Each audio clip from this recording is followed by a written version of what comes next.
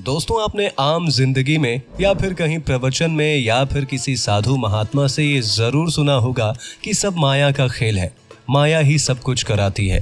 तो आखिर ये माया है कौन और आखिर ये माया कैसे काम करती है हमारे बीच, और अगर इस माया को शरीर से अलग कर दिया जाए तो इंसानी जिंदगी कैसी होगी, इस बारे में कल की पुराण में एक बड़ा ही अच्छा वर्णन आता है। तो आखिर वो क्या है वर्णन, ये तो हम आपको जरूर बताएंगे। लेकिन उससे पहले अगर आप भी वेद पुराणों से जुड़े तथ्यों के बारे में जानना चाहते हैं तो हमारे इस वीडियो को लाइक और हमारे चैनल को सब्सक्राइब और शेयर करना बिल्कुल ना भूलें। दोस्तों, माया के बारे में कल की पुराण में लिखा गया है, गुणिन या माययांशा में नानोपाधो ससर्जरे सोपधय इमे लोका देवाः संस्थानुजंगमा ममांशा मायया सृष्टा यतो मय विशन लय एवं विधा ब्रह्माणा ये मत शरीरा मदात्मिका।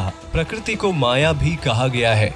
इस त्रिगुणात्मक माया के द्वारा ही प्राणी नाना रूपों और नाना उपाधियों से युक्त कर दिए जाते हैं, परंतु ये सब उस विष्णु रूप परमात्मा के ही अंश हैं, क्योंकि प्रलय के समय ये सब उन्हीं में विलीन हो जाते हैं और पुनः उन्हीं से उत्पन्न होते हैं। आगे इसके बारे में बात करते हुए लिखा गया है कि अहो बलवती माया ब्रह्माद्या यद्वशे स्थिता गावो यथा नसी प्रोता गुणबद्धा खगा इवा। माया बलवती है, ब्रह्मादि देवता भी नाग से बधी गाय और रस्सी से बंधे पक्षी के समान उनके वशीभूत रहते हैं। ये कहा जाता है कि ये ज्ञान से अप्राप्य तथा अद्वैत से प्राप्य है।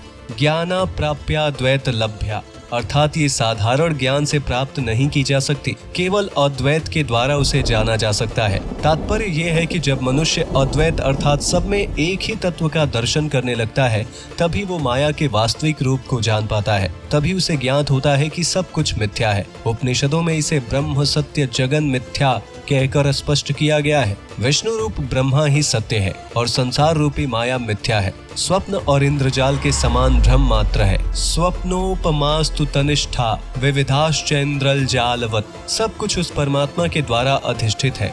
इंद्रियां भी उसी की आज्ञा से कार्य करती हैं। उसी की इच्छा से काल, स्वभाव, संस्कार, नामादि वाली परा प्रकृति, ब्रह्मांड, महत, अहंकार, प्रजापति आदि की रचना करती है। उसी की माया से सृष्टि, स्थिति और विनष्टि नामक संसार की यात्रा चलती है। संसार का आदि और अंत वही है। आगे माया और शरीर के बारे में बात करते हुए लिखा गया है कि काल का विभाजन भी उसी की इच्छा से होता है। माया और जीव यानी कि शरीर के वार्तालाप के माध्यम से ये सुस्पष्ट किया गया है कि माया के कारण ही जीव का अस्तित्व है, अन्यथा मिट्टी और काष्ठ के समान वह निर्जीव है। वस्तुतः माया की शक्ति को प्रकट करने का माध्यम यह शरीर ही है। अतः ये कहना उचित होगा कि माया उसी प्रकार परस्पराश्रित है, अर्थात अगर शरीर से माया को अलग कर दिया जाए तो इस शरीर का अस्तित्व ही खत्म हो जाएगा। कल की पुराण में आगे ये भी कहा गया है कि माया भगवान विष्णु की ही देन है और इसीलिए इसे सिर्फ विष्णु भक्ति से ही रोका जा सकता है। इसके प्रभाव को सिर्फ भगवान विष्णु की भक्ति से ही कम किया जा सकता है। वैसे दोस्तों, आप इस बारे में क्या सोचते हैं? हमें अपने जवाब कमेंट में जरूर बताइए और वेद पुराणों से जुड़े जानकारियों को जानने के लिए हमारे चैनल को सब्सक्राइब जरूर कर लीजिएगा। धन्यवाद।